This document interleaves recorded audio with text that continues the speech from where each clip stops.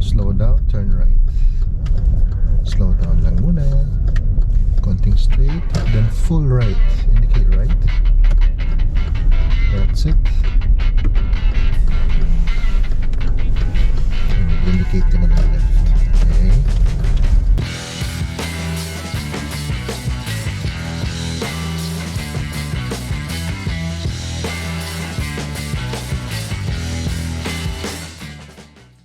Tell me what you want, you need. Tell me what you want, you need. Tell me what you want, you need. Tell me what you want, you need. Tell me. I grew up in a place.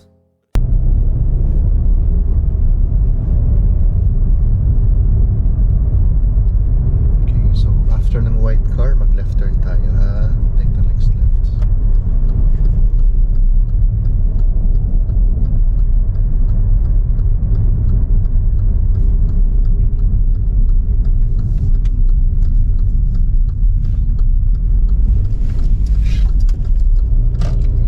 Turn right tayo.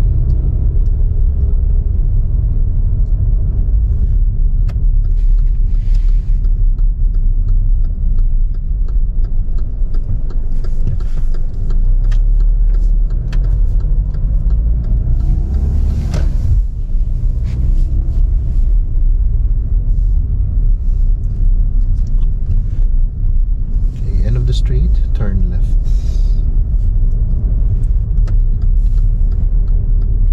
Ngayon naman guys, gagawa kami ng maneuver ni Chris, doing an easy one, yung U-turns. Sige, tawid ka muna. Yung particular na U-turn na gagawin namin is yung right and left. Yung using the right side and using the left side. So, yun, demonstrate ni Chris mamaya. And then I'll try to explain kung anong dapat gawin. Lessons pa lang naman. So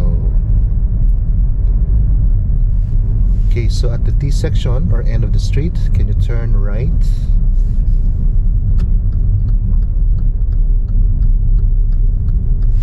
Then back on your lane.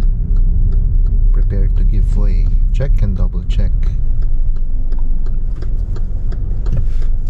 Nice, good job. Just go straight.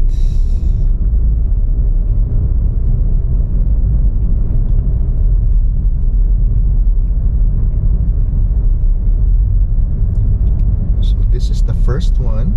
Doon sa second one, using the right side, mag-U-turn tayo ha. Using this right side street.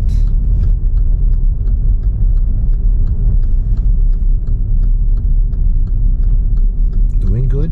A bit more forward, slow down, turn right. Slow down lang muna. Konting straight, then full right. Indicate right. That's it. Then mag-indicate ka na ng left. Okay.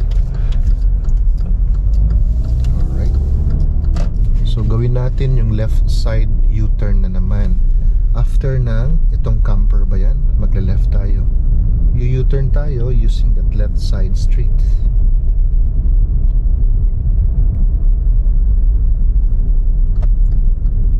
Okay, slow down. Maximize my space here. Left, left, left. That's it.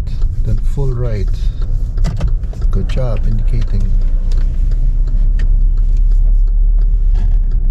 Check left and right. Yun. So let's do it one more time. Yung right side U-turn doon sa next one ha. Apo. Okay, try to be here on the right side on your lane. This one.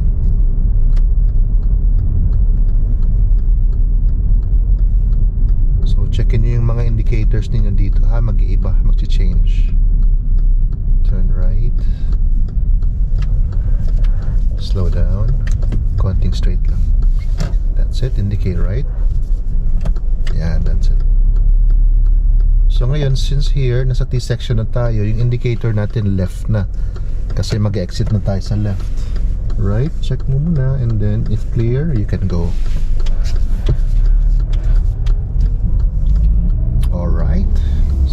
Go forward. Ayos ba, Chris? Yeah, okay.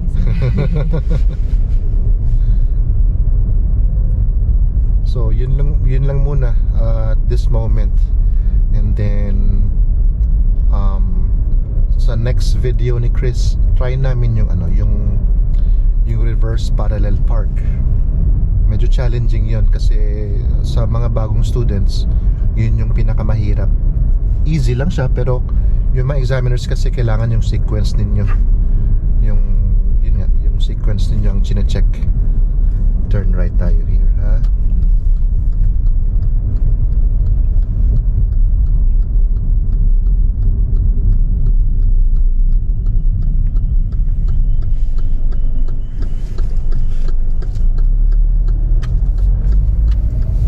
So napansin niyo yung movement ni Chris, yung checking niya habang nagmo-move siya to the right, nagche-check pa rin siya. That's how you do it. Hindi yung once or twice lang, 'di ba, Chris? Kailangan when you are going, especially turning, kailangan continuous yung checking, yung movement niyo sa head. So just go straight. 50 area, check your speed.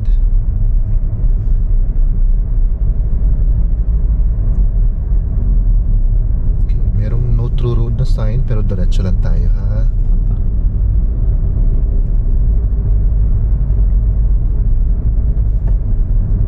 Diretso lang. Then indicate right. Right turn tayo here.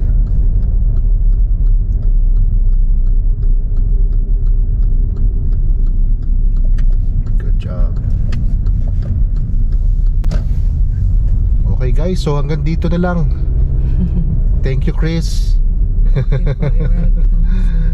Magaling to si Chris. So see you next time sa next video namin ni Chris. Okay? Sana nakatulong. Konting tips and tricks. Short drive lang pero hindi pala konting tips. Ang daming natin natutunan sa drive ni Chris ngayon. So, yep, we'll see you soon. Thank you.